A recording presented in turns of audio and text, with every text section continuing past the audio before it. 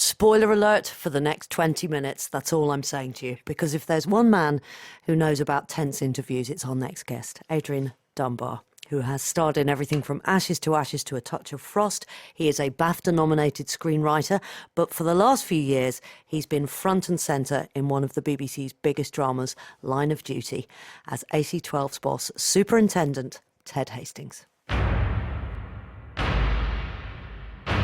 Superintendent Hastings, like the battle.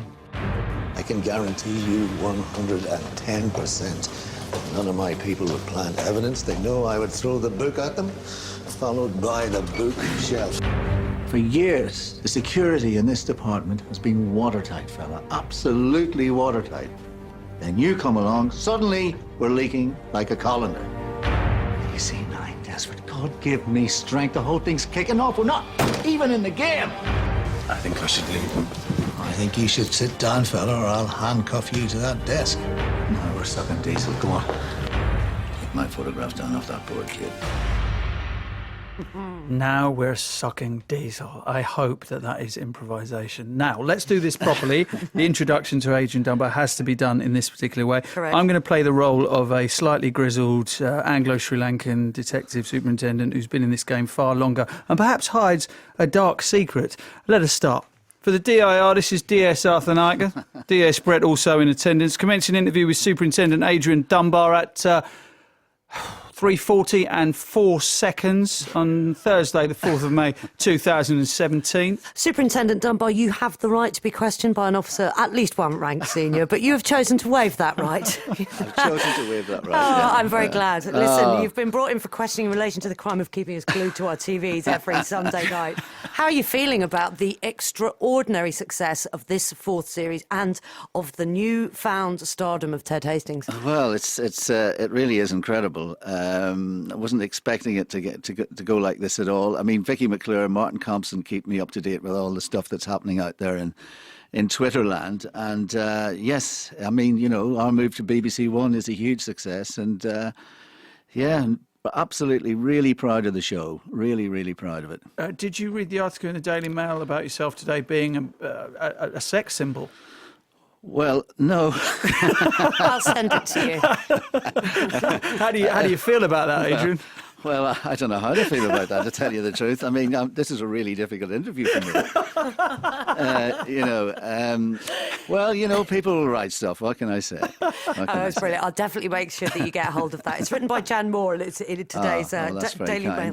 And it's an excellent read. I recommend it to everybody. So, listen, just go back to those phrases there for a moment, because back home, and I grew up in Derry and Donegal, so back home people must be enjoying that you are bringing these phrases like sucking diesel and wee girl into the limelight where they belong. Had you said that ever in your life? Oh, yes. Oh, yes. That's a thing. He's from Enniskillen. I have said those things before, all those things before. And indeed, of course, we do all our work in Belfast, and our brilliant writer, Jed Mercurio, is out there with his ear to the ground, and he picks up quite a few of the phrases himself. So I'll start reading the script, and I'll see that he's put something else in for me to say. We might change it a little bit, but basically, a lot of them are improvised, and Jed will look at me and go, "No, we're sucking diesel." Right, okay. Where did that come from? So sometimes we just chuck them in. I mean, Martin and Vicky are looking at me sort of, blank, thinking, what's he just said? Anyway, it takes off, doesn't it? These things take off. Well, I was sitting on the sofa with my wife watching Adrian, and I rewound it 3 times to say, did he say what I just think he said?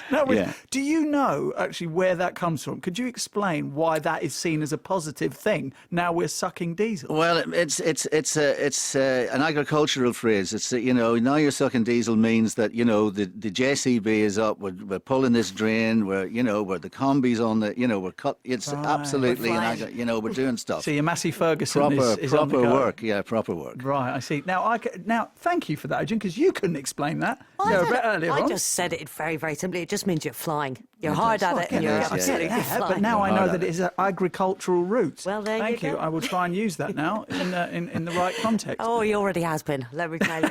So, listen, who is Ted Hastings to you? Who is Ted Hastings? Well, Ted Hastings is a character that's developed, that Jed and I have developed over the series. He's got there's a whole bunch of stuff that you draw on, don't you, for characters. My own father I draw on. Some Mother of God was something that he used to say all the time. So so we use that a lot. And then, of course, there's various sort of football managers from the Govan area of Scotland who you draw on, like Shankly and Ferguson and so forth. And then there's even guys like Fulton Mackay, that kind of... starch Porridge. in porridge, I mean, that kind of, Godba. you get, a bit of militaristic background there. So, I mean, you pull all these things together and then you have some fabulous writing and it's in the middle of an amazing show and suddenly, it's never happened to me before. I've never been in a long-running series before, so it's quite a shock. I mean, first of all, you worry about whether you're going to, survive, of course, because...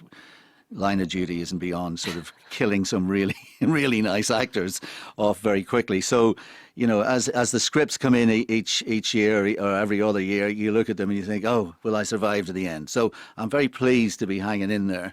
And, Well, it's the crime drama equivalent of Game of Thrones, to be honest. People dying left, right and centre in the thing. Lenny James, the wonderful Daniel Mays. Or losing limbs. And exactly. We just keep knocking people off. I mean... must take you out of your comfort zone. It's just so intense. I mean, there's that one scene where yourself and your associate is there sitting opposite Tandy Newton and someone from representative of the Police Federation, and the way she flips it on you guys is extraordinary. I know. It's those things. They do leave you slack-jawed sometimes. The scripts and the volte-faces and the turns of how he turns the corner sometimes. Jed is really incredible. And so you have to be, some days, they can take 2 or 3 days to shoot those scenes. Some of the biggies that we've done, like, are 30 pages long. They're kind of gone down in history with the crews. 3 cameras, takes a couple of days to shoot. It's really, it's very intense anyway. And then, the fact that they are intense scenes, it all doubles up. So yeah, extraordinary. Do you still get nervous going on to set? You're nervous the first 2 or 3 days, thinking, who am I? Can I remember who Ted is? And then, you get yourself into the groove and off you go. You start remembering a few things and, suddenly it starts to happen and you see Martin there and you see Vicky in front of you and you think, all right, the team's back together again. Let's see, where are the baddies? Let us at them, that sort of stuff. So it does take a little while, though. It does take, it does take a little while. The thing that always strikes me about a unit like AC-12 or like Internal Affairs in America, as they used to be called, is how vilified and hated they must be among rank-and-file officers. So it adds a real frisson, doesn't it, to the team? It does. That's the whole deal. I mean, there's so many things that come together in Line of Duty, You're right. There we are, hated by the police, and yet the public likes to think that there is a unit like AC-12 out there policing the police, if you like. And then, of course, we're interviewing police who are brilliant, of course, at doing interviews because they know, the whole tactics and the ins and outs of the whole thing. So I think all those things build up.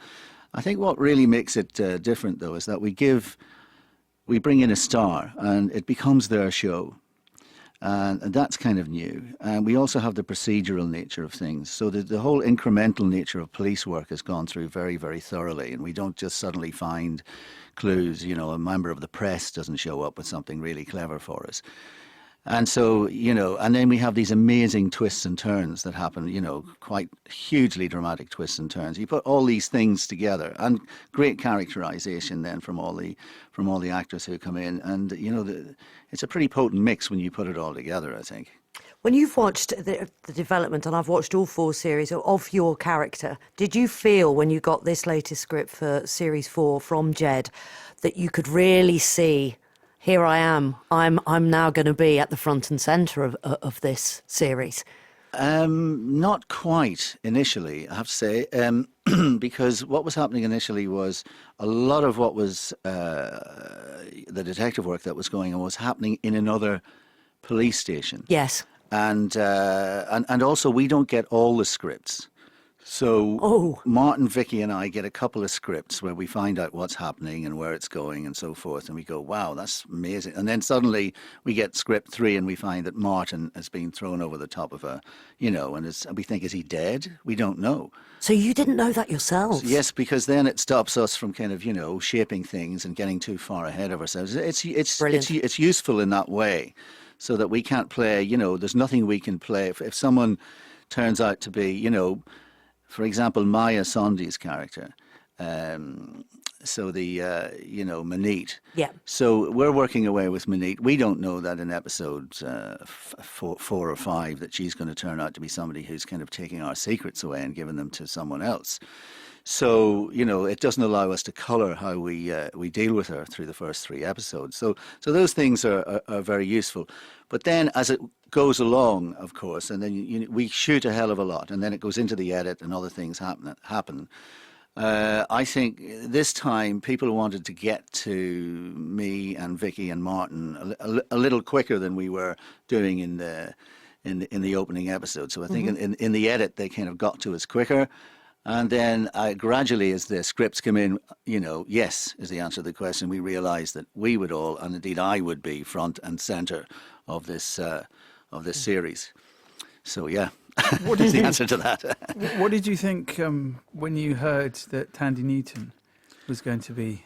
Well, I was very excited about it. What a great. Had you worked with her before? No, I hadn't worked with Tandy, so I immediately started looking. Oh yes, I know who she is. Did you see Westworld at all? Westworld, yes. Yeah. Looked at her, saw her in Westworld, and all the stuff that's going on there, and so we were really thrilled with Tandy, and I think her performance is fabulous in the show. She just found this kind of really incredible still quality that carried that character through, and you just couldn't quite work her out as she was kept, going through episode to episode. And so she did a fantastic job. But we've had the most wonderful, wonderful stars coming in, leads coming in to the show. We can't wait to find out who the next one might be. Well, we had Daniel Mays on a couple of weeks ago, actually. Oh, yeah. Yeah. He's been nominated, of course, for his part in that. What's Jed Mercurio like? I mean, the guy must be an absolute genius, and with genius does come an element of madness, they do say. Yeah, you could say that. I haven't seen him being completely mad. I mean, he really is a bright and funny guy. And in fact, now that you mention it, he did text me the other day about that Daily Mail. That's what it was. Yes, I did hear about that. Sex. And it said, I think it says unlikely sex symbol. Yes, in fact, I've got the quote here. Puritanical Superintendent Ted Hastings, brackets Adrian Dunbar, has emerged from the wreckage of the latest AC-12 investigation as the nation's most unlikely new sex symbol, yes. Which I find a bit unfair. Yeah, well, Jed suggested I might sue them for using the word unlikely. So, that's Jed Mercurio for you. He just... I'd sue them, they've used the word unlikely. Does that mean that you're going to do some kind of shirt off in the next series, just to kind of ramp up the Poldark vibes? Yeah, well, I did text him back and say, it didn't do Poldark any harm to see it. So we thought maybe, scything his back garden or something like that. While doing crunches. In the tractor, maybe. Or, that's right, yeah. On the JCB. Sucking diesel in your back garden. That's right. Oh, Adrian, if you're just joining us, you are, of course, listening to Adrian Dunbar. Yeah, we're not all drunk. We're not all exactly having a really good time to ourselves. Superintendent Ted Hastings on the wonderful Line of Duty. So Ted has a great backstory, and I'm kind of wondering if it's been as fully explored as you would like, or will we see it more explored further, rather, in Series 5, because he had a wife, didn't he? But she left him in Series 2 because he gambled away their money. He went out for an awkward drink with a lawyer called Jill, I think in Series 3. But he is a Catholic former RUC officer, which in itself for its time would have been pretty unusual. So there's a lot of interesting things about Ted. Yes, there are. There are a lot of interesting things, and Jed and I will probably have to sit down at some point and have a good discussion about it to see if he is going to explore that, exactly how, what way that would be explored. The other thing is that, of course, Line of Duty, we investigate fictitious police forces. You're not allowed to kind of imagine where it's another UK city. So if we were to go back and do something about the RUC, those things would be sensitive. So, I'm not sure whether we can go directly into that, but definitely there's a backstory there. He did have in fact, he still does have a wife out there somewhere, but they're separated, and, he finds that difficult. They haven't been, we haven't got the decree nisi yet. Apparently, and so there are things that could be brought. Maybe Polly Walker will show up again as Jill Bigelow. Who knows? And I just ran into Neil Morrissey in the lobby as well. Maybe, did you? maybe Neil will show up again. You don't know with Jed. People kind of even ghosts come back. So. I think he'll explore some of that the next time round. But as I say, that would be case sensitive. Yes, indeed. That would be case sensitive, fella. Line of Duty is one of those shows that totally specialises in shades of grey, doesn't it? And that is, Ted is no exception to that. Yeah. Were you aware that there is already a social networking campaign mounted to clear his name from whispers of alleged corruption? Yes, H. Really? Yes, it's massive. It has a huge amount of signatures. You're joking me, No, aren't you? I'm not. Oh, right, okay. Really, really not. Right, all right. Well, yes. As well as I calls think, for you to be Prime Minister. Yes, I have seen a photograph of me outside number 10. I texted it to my sister and asked her, could you ask Mum, does she want any laws changed, or, does she want me to do anything in particular? But yes, no. Apparently, it has gone very mad out there. But I don't do any of the social network stuff, so I'm not quite aware of what's going on. But I would like to see Ted, obviously, his name cleared. But I don't know. Jed may have other ideas, of course. Adrian, I've interviewed a lot of black and Asian actors over the years who've talked about stereotyping. So when they go for a job, it's always for a taxi driver or a terrorist or a doctor. Being Irish, was that something you ever went through as you were a young actor? I don't think so. No, I think there was a huge amount. There was a lot of work, a lot of writing coming out of Belfast and out of Ireland in particular, and a lot of focus on that part of the world. So when you came to London, when I came to London, yes, I worked at the Royal Court. I worked at the RSC. I never, absolutely not in my profession at all. Lucky you. Yeah, lucky me, and. But the other thing is that with, I think it's a very diverse cast, Line of Duty. Well, I was going to say we're very aware of on Line of Duty that we like to, show that breadth of, people from different backgrounds and working within the organisation. So we're very aware of that. We're very aware of it, I think. And it's great because, of course, their ethnicities have no bearing on the characters. It's just the characters, right? Exactly. Except, of course, for that moment where Tandy Newton flips it on its head, as you was describing earlier. Yeah, she talks about gender and misogyny. And then you say, don't you? You give Ted's example of where he comes from. Don't accuse me of being racist. Yes. Because Ted's had his own. Ted's had his own battles to fight on that front. There's a really interesting article I read actually about an actor who was in Coronation Street who said that meeting you was something that really taught him to be more open-minded about Catholics. Oh, really? It was Charlie Lawson. McDonald. Yeah. Oh, Charlie. Yeah. Well, Charlie he's a big softy, Charlie. He has all this kind of hard characters he plays and so forth, but he's a big softy. He's an old mate. We were at the Guildhall together, myself and Neil Morrissey and Charlie. And that's quite a night out. That is a serious night out, I can tell you. What would a night out be like with you now, Adrian? If we were all to get together in a pub, There'd be a bit more shampoo, I think, probably. What would you like now? Well, there'd be food. Oh, good. Right. As opposed to just crisps. As opposed to just, crisps and nuts. There would be food. And there would probably be, a nice glass of red wine. Oh, that'll do rightly. That sounds great. That's your But you know typical what? choice. As 58 years of age, and how are you feeling about this point in your career? As an unlikely sex symbol. Yeah, exactly. Unlikely again. It's great. I mean, what can I say? I remember when we were at drama school, the teachers would tell us, your career can take off at any point. I mean, look at Arthur Lowe in Dad's Army. You know, there he was playing bank managers and this, that, and the other. And, you know, and bit parts here in films. And then he hits Dad's Army and suddenly he's in this kind of hugely successful show. So your career can take off at any point. But, you know, when we started Line of Duty, of course, you know, I didn't realise that it was going to go to another series and you know, my character would be kept. So it's fantastic. It really is the most wonderful thing that at this stage of your career to find a character and a show that takes off like this. It's unbelievable, really.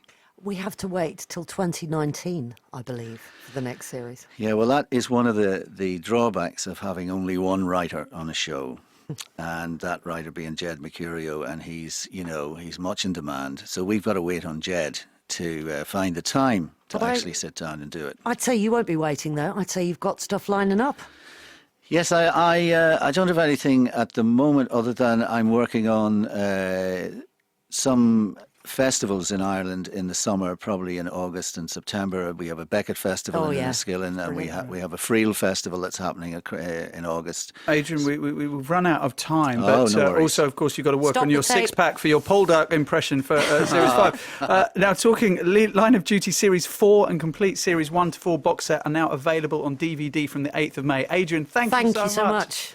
Thank you. You're listening to a BBC 5 Live podcast. If you like this, you might also like this. Eye of the Storm with Emma Barnett. Every day we're covering some sort of storm that changes people's lives forever. To find out more about our range of podcasts, click, tap or swipe bbc.co.uk/5live.